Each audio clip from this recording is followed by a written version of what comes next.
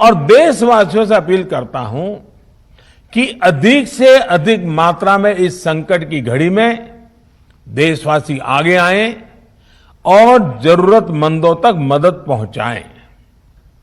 समाज के पुरुषार्थ और सेवा के संकल्प से ही हम ये लड़ाई जीत पाएंगे।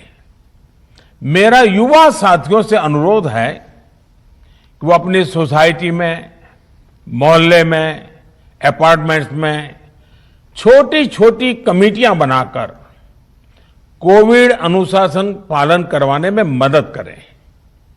हम ऐसा करेंगे तो सरकारों को न कभी कंटेनमेंट जोन लगाने की जरूरत पड़ेगी, न कर्फ्यू लगाने की जरूरत पड़ेगी, और लॉकडाउन का तो सवाल ही नहीं उठता है, आवश्यकता ही नहीं पड़ेगी। स्वच्छता अभियान के समय देश में जागरूकता फैलाने के लिए मेरे बाल मित्रों ने बहुत मदद की थी। छोटे छोटे बालक, 5वीं, 7वीं, 8वीं, 10वीं में पढ़ने वाले, उन्होंने घर के लोगों को समझाया था, मनाया था। उन्होंने बड़ों को भी स्वच्छता का संदेश दिया था। आज मैं फिर अपने बाल मित्रों से एक बात विशेष तौर पर कहना चाहता हूं।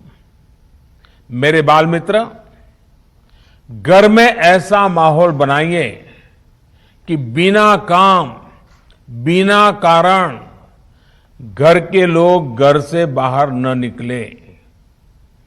आपकी जीत बहुत बड़ा परिणाम ला सकती है।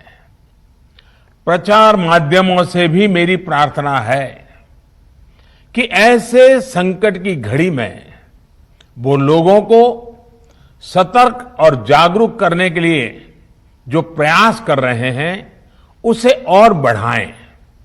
इसके साथ ही इसके लिए भी काम करें कि डर का माहौल कम हो सके, लोग अफवाह और भ्रम में न आए। साथियों, आज की स्थिति में हमें देश को लॉकडाउन से बचाना है। मैं राज्यों से भी अनुरोध करूंगा कि वो लॉकडाउन को अंतिम विकल्प के रूप में ही इस्तेमाल करें।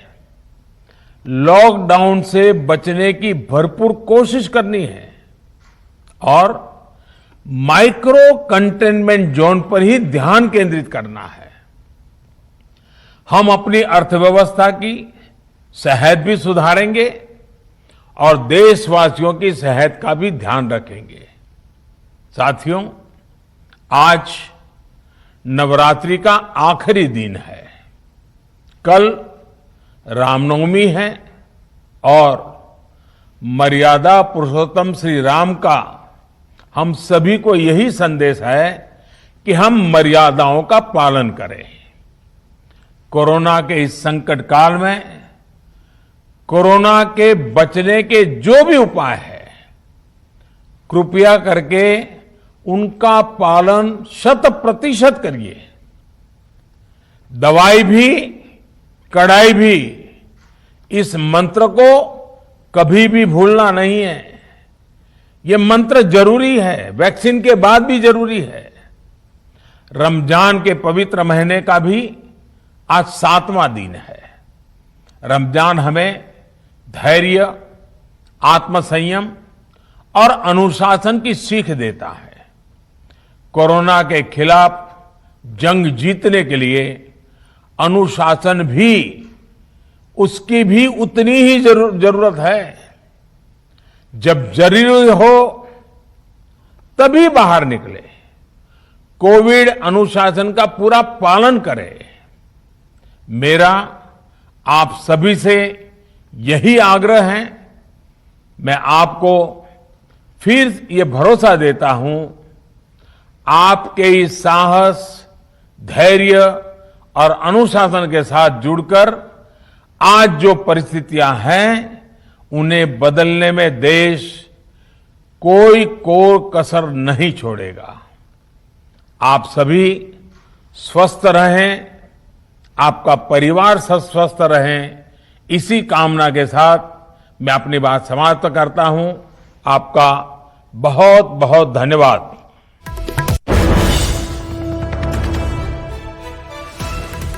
ਤਾਂ ਦੇਸ਼ ਦੇ ਪ੍ਰਧਾਨ ਮੰਤਰੀ ਨੇ ਦੇਸ਼ ਵਾਸੀਆਂ ਦੇ ਨਾਲ ਗੱਲਬਾਤ ਕੀਤੀ ਹੈ ਤੇ ਇਸ ਗੱਲਬਾਤ ਦੇ ਵਿਚਾਲੇ ਲਾਕਡਾਊਨ ਨੂੰ ਲੈ ਕੇ ਜਿਹੜੇ ਖਦਸ਼ੇ ਸੀ ਉਹ ਤਾਂ ਕਲੀਅਰ ਕਰ ਦਿੱਤੇ ਗਏ।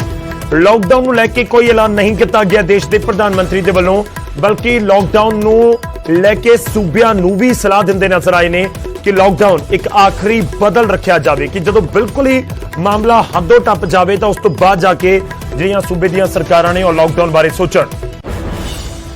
ਤੇ ਇੱਕ ਵਾਰ ਫਿਰ ਤੋਂ ਦਵਾਈ ਵੀ ਜ਼ਿਕਰ ਕਰਦੇ ਨਜ਼ਰ ਆਏ ਨੇ। ਕੋਵਿਡ ਪ੍ਰੋਟੋਕਾਲ ਦੀ ਪਾਲਣਾ ਸਖਤਾਈ ਦੇ ਨਾਲ ਕਰਨੀ ਹੋਵੇਗੀ। ਪ੍ਰਧਾਨ ਮੰਤਰੀ ਨੇ ਵੀ ਜ਼ਿਕਰ ਕੀਤਾ ਤੇ ਉਹਨਾਂ ਨੇ ਵੀ ਜ਼ਿਕਰ ਕੀਤਾ ਕਿ ਸੂਬੇ 'ਚ ਲਾਕਡਾਊਨ ਨੂੰ ਆਖਰੀ ਆਪਸ਼ਨ ਹੀ ਸੂਬੇ ਦੀਆਂ ਸਰਕਾਰਾਂ ਮੰਨਣ। ਪ੍ਰਧਾਨ ਮੰਤਰੀ ਜ਼ਿਕਰ ਕਰਦੇ ਨਜ਼ਰ ਆਏ ਨੇ ਕਿ ਫੋਕਸ ਜਿਹੜਾ ਮਾਈਕਰੋ ਕੰਟੇਨਮੈਂਟ ਜ਼ੋਨ ਦੇ ਉੱਤੇ ਰਹਿਣਾ ਚਾਹੀਦਾ ਕਿ ਜਿਸ ਇਲਾਕੇ ਦੇ ਵਿੱਚ ਜ਼ਿਆਦਾ ਮਾਮਲੇ ਆ ਰਹੇ ਨੇ ਉਹਨਾਂ ਇਲਾਕਿਆਂ ਦੇ ਵਿੱਚ ਸਖਤਾਈ ਕਰ ਦਿੱਤੀ ਜਾਵੇ।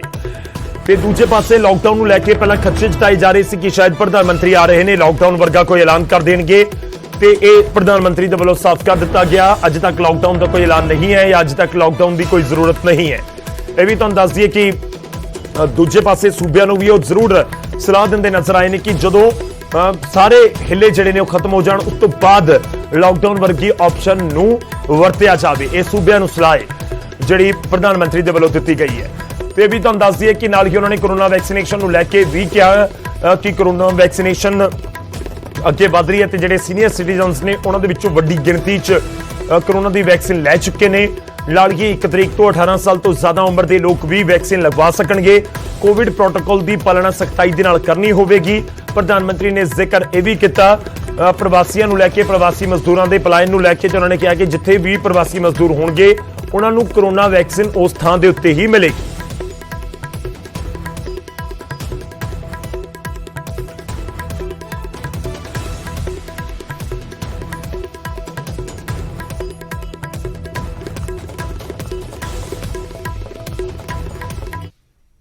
आज की स्थिति में हमें देश को लॉकडाउन से बचाना है। मैं राज्यों से भी अनुरोध करूंगा कि वो लॉकडाउन को अंतिम विकल्प के रूप में ही इस्तेमाल करें।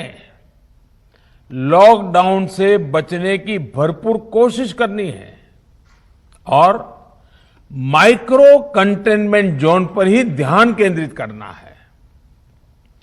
हम अपनी अर्थव्यवस्था की सेहत भी सुधारेंगे और देशवासियों की सेहत का भी ध्यान रखेंगे।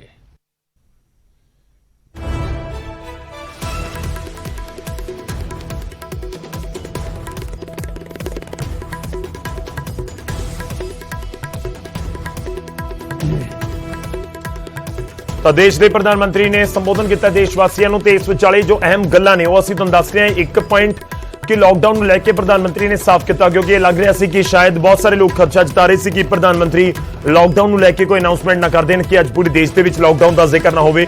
ਖੈਰ ਇਸ ਤਰ੍ਹਾਂ ਨਾਲ ਕੁਝ ਨਹੀਂ ਹੈ। ਬਿਲਕੁਲ ਇਸ ਸਮੇਂ ਦੇਸ਼ ਦੇ ਵਿੱਚ ਲਾਕਡਾਊਨ ਵਰਗੀ ਸਥਿਤੀ ਨਹੀਂ।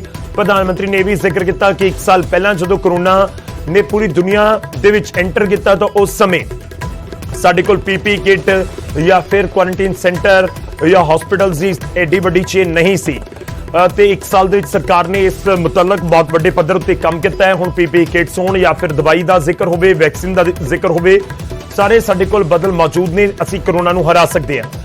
ਤੇ ਉਸ ਤੋਂ ਬਾਅਦ ਉਹਨਾਂ ਨੇ ਸੂਬਾ ਸਰਕਾਰਾਂ ਨੂੰ ਵੀ ਅਪੀਲ ਕੀਤੀ ਕਿ ਤੁਸੀਂ ਲਾਕਡਾਊਨ ਨੂੰ ਆਖਰੀ ਆਪਸ਼ਨ ਦੇ ਤੌਰ ਦੇ ਉੱਤੇ ਦੇਖੋ, ਯਾਨੀ ਕਿ ਉਸ ਤੋਂ ਪਹਿਲਾਂ ਜਿਹੜੇ ਤੁਹਾਡੇ ਕੋਲ ਆਪਸ਼ਨਸ ਨੇ ਉਹਨਾਂ ਨੂੰ ਇੰਪਲੀਮੈਂਟ ਕੀਤਾ ਜਾਵੇ ਕੋਰੋਨਾ ਨੂੰ ਰੋਕਣ ਦੇ ਲਈ। ਜਦੋਂ ਬਹੁਤ ਜ਼ਿਆਦਾ ਜ਼ਰੂਰਤ ਹੋਵੇ ਉਸ ਸਮੇਂ ਹੀ ਲਾਕਡਾਊਨ ਵਰਗੀ ਸਥਿਤੀ ਬਣੇ ਤਾਂ ਉਸ ਸਮੇਂ ਹੀ ਲਾਕਡਾਊਨ ਲਗਾਇਆ ਜਾਵੇ। ਇਸ ਦੇ ਨਾਲ ਹੀ ਪ੍ਰਧਾਨ ਮੰਤਰੀ ਨੇ ਕੋਰੋਨਾ ਵੈਕਸੀਨ ਨੂੰ ਲੈ ਕੇ ਵੀ ਅਪੀਲ ਕੀਤੀ ਕਿ ਲੋਕ ਕੋਰੋਨਾ ਵੈਕਸੀਨ ਲਗਵਾਉਣ। ਸੀਨੀਅਰ ਸਿਟੀਜ਼ਨ ਬਹੁਤ ਵੱਡੀ ਗਿਣਤੀ 'ਚ ਆਲਰੇਡੀ ਕੋਰੋਨਾ ਵੈਕਸੀਨ ਲਗਵਾ ਚੁੱਕੇ ਨੇ ਤੇ ਉਹ ਇਹ ਵੀ ਜ਼ਿਕਰ ਕਰਦੇ ਨਜ਼ਰ ਆਏ ਕਿ ਅਸੀਂ ਦੇਸ਼ ਨੂੰ ਲਾਕਡਾਊਨ ਤੋਂ ਬਚਾਉਣਾ।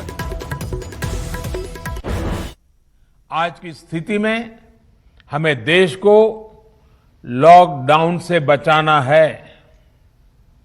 मैं राज्यों से भी अनुरोध करूंगा कि वो लॉकडाउन को अंतिम विकल्प के रूप में ही इस्तेमाल करें। लॉकडाउन से बचने की भरपूर कोशिश करनी है और माइक्रो कंटेनमेंट जोन पर ही ध्यान केंद्रित करना है। हम अपनी अर्थव्यवस्था की सेहत भी सुधारेंगे और देशवासियों की सेहत का भी ध्यान रखेंगे।